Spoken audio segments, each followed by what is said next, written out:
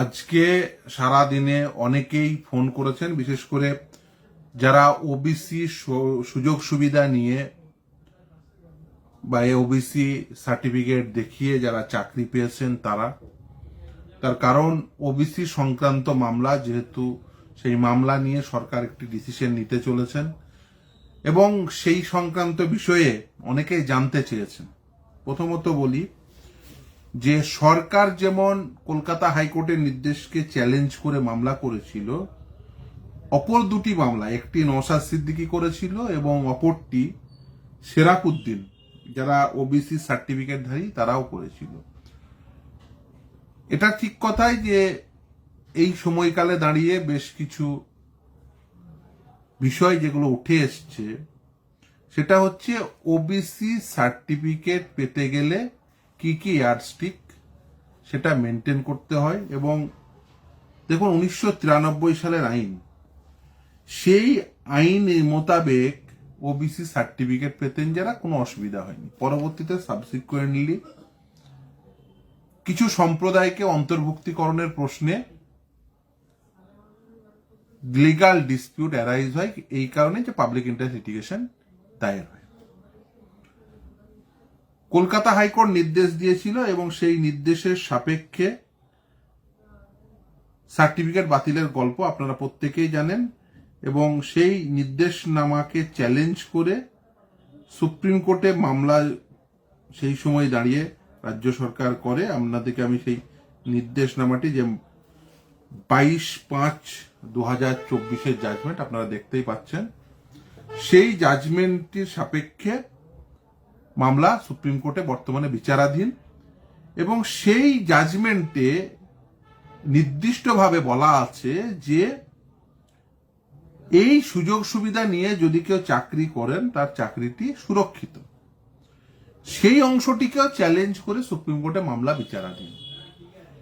যদি রাজ্য সরকার সেই মামলা, বর্তমানের যেহেতু পরিবর্তিত পরিস্থিতিতে রাজ্য সরকার যদি ওবিসি সংক্রান্ত বিষয়ে অগ্রসর নাও হন, তাহলে রেমেডি কি? এবং অপরপক্ষ যারা চাইছেন যে এই সার্টিফিকেট নিয়ে যারা বেনিফিটেড হয়েছেন তারা যাতে তাদের চাকরিও চলে যায়, এইরকম একটা পরিস্থিতি নিয়ে অনেকেই ভাবছেন, তাদের বলি যে দুটো মামলা এখনো বিচারাধীন। এই যে সেরাফুদ্দিনের কথা বললাম, শেখ সেরাফুদ্দিন, অপরদিকে নওশাদ সিদ্দিকী যিনি মামলা করেছিলেন। ফলে সেই সংক্রান্ত বিষয়ে নিশ্চিতভাবেই আমরা সেই মামলা লড়ছি, আগেও লড়ছি, বিকাশবাবু অ্যাপিয়ার করেছেন, আমি অ্যাপিয়ার করেছি। ফলে সেই সংক্রান্ত বিষয়ে মামলা আমরা আগে যেমন ভাবে লড়ছিলাম একইভাবে লড়ব, এই নিয়ে কোনো সন্দেহ নেই। অনেকেই ফোন করেছেন, তারা নির্দিষ্টভাবে তাদের গ্রিভান্সের কথা বা তারা সুযোগ সুবিধা নিয়ে কি করা যায় তাদের বলেছি। আপনারাও চাইলে পার্টি অ্যাড হতে পারেন, সেটা অন্য গল্প। কিন্তু আমাদের মামলা অলরেডি আছে। আমরা এর আগেও অ্যাপিয়ার করেছি। আমরা এর আগে ইভেন যখন মামলা করতে যাই, তখন এর আগে সাধারণভাবে সরকার বিরোধী মামলায় করেছি। এই মামলাতে আমরা বারবার চেয়েছিলাম যে যাতে ওবিসি এই যে যারা যারা সুবিধা পেয়েছে তাদের যেন সুবিধাগুলো ইনট্যাক্ট থাকে, এবং এই সুবিধা নিয়ে যারা চাকরি করছেন তাদের চাকরিও যেন থাকে। এবং কলকাতা হাইকোর্ট সেটা সেভও করেছিল। বর্তমানে দাঁড়িয়ে, ফলে এই আজকের দিনে দাঁড়িয়ে এখনো পর্যন্ত ফার্দার আর কোনো অ্যাকশন হয়নি। কিন্তু এটা ঠিক, দুটো মামলা এখনো বিচারাধীন। অর্থাৎ সরকার যাই করুক না কেন, সঙ্গে আমাদের দুটি মামলা এখনো পর্যন্ত রয়েছে কলকাতা হাইকোর্টের নির্দেশকে চ্যালেঞ্জ করে সুপ্রিম কোর্টে। ফলে ওবিসি সংক্রান্ত মামলা সুপ্রিম কোর্টে পেন্ডিং, আমাদের মামলা পেন্ডিং, যেখানে নওশাদ সিদ্দিকী একজন পিটিশনার, অপরদিকে ওই যে বললাম শেখ সেরাফুদ্দিন, যারা এই মামলা মানে ওবিসি সার্টিফিকেট নিয়ে বেনিফিটেড, তাদের মামলা বর্তমানে বিচারাধীন। এটা ওবিসি সংক্রান্ত বিষয়ে। অনেকেই আজকেও এবং বিভিন্ন অর্গানাইজেশন এই সময় দাঁড়িয়ে এসআইআর সংক্রান্ত বিষয়ে, দেখুন, তারা বেশ প্রশ্ন করছেন এবং তারা বেশ উদ্বিগ্ন। এবং প্রতিদিন, যেহেতু এই সংক্রান্ত মামলা, প্রথম যে মামলা ওই মহতাব শেখ যে ডিলিট হওয়ার পরে নাম উঠেছে ট্রাইব্যুনালের মাধ্যমে দেখেছেন, সে তিনি একজন বর্তমানের কংগ্রেসের বিধায়কও। কিন্তু এটা ঠিক, যে পরিমাণ নাম ডিলিট হয়েছে সেই পরিমাণ নাম অন্তর্ভুক্তিকরণের ক্ষেত্রে বেশিরভাগ ক্ষেত্রে যারা ট্রাইব্যুনালের দ্বারা অ্যাডজুডিকেটেড হচ্ছে নামটা আবার পুনরায় এসে ইনক্লুড হচ্ছে, এই নির্দেশই দিচ্ছেন। কিন্তু এই যে সময়কাল, সেই সময়কালটা কতটা লাগবে অনেকেই উদ্বিগ্ন। কারণ হচ্ছে তারা সামনের লোকসভা ভোট, যারা ভোট দেওয়ার প্রশ্নে, দ্বিতীয় হচ্ছে যে অনেকেই পাসপোর্ট থেকে শুরু করে বিদেশে যাবেন বা বিভিন্ন চাকরি করেন। মূলত আমার কাছে যারা আসেন তারা বেশিরভাগই চাকরিজীবী, ফলে তাদের মধ্যে দ্বিধাদ্বন্দ্ব আছে আজকেও। এবং আধিকারিক পর্যায়ের মানুষজন, তাদের অনেকের নাম ডিলিট হয়ে গেছে, অধ্যাপক থেকে শুরু করে শিক্ষক অনেকের নাম ডিলিট হয়ে গেছে, তারা উদ্বিগ্ন। তাদের বলি যে বেসিক্যালি এই সময়টা লাগলেও নিশ্চিতভাবেই আমরা পরের দিন, এর আগের দিন যদিও বলেছে সেই রায়টি এখনো, সেই নির্দেশটি এখনো আসেনি। আমরা যেটা চেয়েছি যে টাইম বাউন্ড ম্যানারে যাতে পুরো বিষয়টি জাজ করে দেওয়া হয়, পুরো অ্যাডজুডিকেশন করে দেয় ট্রাইব্যুনাল, যাতে টাইম বাউন্ড ম্যানারে অ্যাডজুডিকেশন করে দেয়। কিন্তু সমস্যা বহুস্তরীয় সমস্যা। কিছু মানুষের 28/2 ডিলিট হয়ে গেছে। 28/2 যাদের ডিলিট হয়ে গেছে তারা কেউ ডিইওর কাছে, অর্থাৎ ডিস্ট্রিক্ট ম্যাজিস্ট্রেট, তিনি তার পদাধিকার বলে তিনি ডিইও, তাদের কাছে অ্যাপ্লিকেশন পেন্ডিং। কিছু মানুষের ডিইও ক্যান্সেল করে দিয়েছে, সিইওর কাছে অ্যাপ্লিকেশন পেন্ডিং। কিছু মানুষের আবার ফর্ম 6 করেছিলেন মাঝে, সেটা কোনো ফেট হয়নি বা ফেট দিয়েছেন, ক্যান্সেল করেছেন। আর 27 লক্ষ মানুষের নাম ডিলিট হয়েছে। তাদের অনলাইন অ্যাপ্লিকেশন, অনলাইন অ্যাপিল এখন বর্তমানে ট্রাইব্যুনালের সামনে পেন্ডিং। এদের মধ্যে একটা সংখ্যক মানুষ, খুব স্বল্প সংখ্যক মানুষ, তারা কলকাতা হাইকোর্টে এসেছিলেন, মহামান্য বিচারপতি কৃষ্ণ রাও সেক্ষেত্রে নির্দেশ দিয়েছিলেন, আমি মামলা করেছিলাম, সেক্ষেত্রে নির্দেশও দিয়েছিলেন যে এটা অতি দ্রুততার সঙ্গে অ্যাডজুডিকেশনের জন্য সে ট্রাইব্যুনাল করেও দিয়েছে। ফলে তার কিছু, সেটা সেই সংখ্যাটা খুব হাতে গোনা, হ্যান্ডফুল অ্যামাউন্ট। কিন্তু বেশিরভাগ মানুষের এখনো পর্যন্ত অ্যাডজুডিকেশন হয়নি। ফলে একদিকে ওবিসি সমস্যা, অপরদিকে এসআইআর নিয়ে এই সমস্যা। আমি বেশ কিছু organisation in the meanwhile, তারা বিভিন্ন জায়গায় ডেপুটেশন দিচ্ছেন। কেউ রাজ্যের যে নির্বাচনের দায়িত্বে সি অফিসে ডেপুটেশন দিচ্ছেন। এটা ঠিক কথাই যে এই মুহূর্তে দাঁড়িয়ে ট্রাইব্যুনালের মাধ্যম দিয়ে অ্যাডজুডিকেশনের যে পরিমাণ সেটা অতি স্বল্প, পার্সেন্টেজে প্রায় আসে না, সময় লাগছে। তার ফলে মানুষের মধ্যে হতাশা বাড়ছে, মানুষের মধ্যে বিভ্রান্তি বাড়ছে।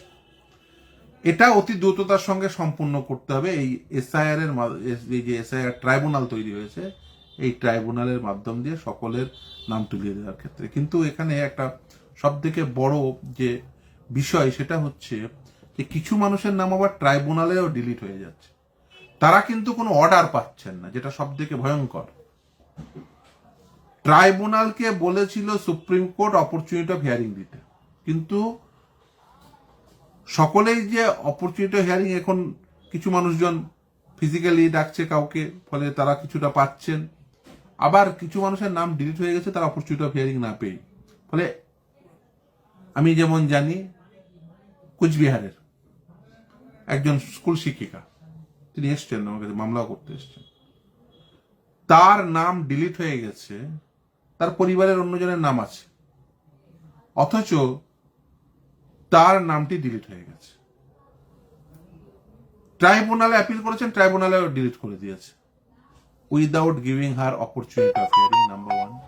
নাম্বার 2, তাকে অর্ডারটাও কমিউনিকেট করেনি। এটা ফলে তিনি জানেন না, তিনি স্ট্যাটাস থেকে জানতে পারছেন তার নাম এক্সক্লুডেড ফ্রম ই-রোল, এই স্ট্যাটাসটুকু দেখাচ্ছে। সুপ্রিম কোর্ট নির্দিষ্টভাবে নির্দেশ দিয়েছেন যে অপরচুনিটি অফ হিয়ারিং দিতে হবে। যাদের নাম ইনক্লুড করার ক্ষেত্রে যদি অপরচুনিটি অফ হিয়ারিং পেল না, নাম ইনক্লুড হয়ে গেল, কারণ সমস্যাটা সমাধান হয়ে গেল। কিন্তু যাদের নাম ডিলিট করবেন তাদের অবশ্যই অপরচুনিটি অফ হিয়ারিং পাওয়া উচিত। অপরচুনিটি অফ হিয়ারিং ছাড়া ন্যাচারাল জাস্টিস কমপ্লাই না করলে কখনোই কারোর নাম ডিলিট করা উচিত নয়। এবং সব থেকে ভয়ঙ্কর যেটা হয়েছে সেটা হচ্ছে এই যে ডিলিট লিস্ট টাঙানো হয়েছে, সেখানে কোনো রিজন অ্যাসাইন করা হয়নি। আমি তো মনে করি এই গ্রাউন্ডেই সকলের নাম উঠে যাওয়া। যদিও যে মহতাব শেখের প্রথম মামলাতে দেখেছেন জাস্টিস শিবাগনাম একেবারে নির্দিষ্ট নির্দেশ দিয়ে বলেছিলেন তার আধার কার্ডকে কোড করে, তার আধার কার্ড আছে, তার পাসপোর্ট আছে, ফলে আধার কার্ড পাসপোর্ট অত্যন্ত গুরুত্বপূর্ণ ডকুমেন্ট হিসেবে কনসিডার হয়ে তার নাম উঠেছিল। এরকম অনেক কেচাবুদ্দিন সহ অনেকের নামই উঠেছে, কিন্তু সেই সংখ্যাটা অতি স্বল্প। গ্রামের খেটে খাওয়া গরিব মানুষ সে কোথায় ট্রাইব্যুনালে আসবে, কোথায় কলকাতা হাইকোর্টে আসবে, কোথায় সুপ্রিম কোর্টে কি ম্যাটার চলছে জানবে, সুপ্রিম কোর্টে ম্যাটার পেন্ডিং, সে এই মুহূর্তে সে হতাশ। যত না সে ভোট দিতে পাবে কি পাবে না থেকে বড় প্রশ্ন সে সামাজিক যে বিভিন্ন প্রকল্প তাদের সুবিধা পাবে কি পাবে না। ফলে এই অবস্থায় দাঁড়িয়ে সকলকে উদ্যোগ নিতে হবে যাতে এই পুরো পদ্ধতিটি অতি দ্রুততার সঙ্গে সম্পন্ন হয়।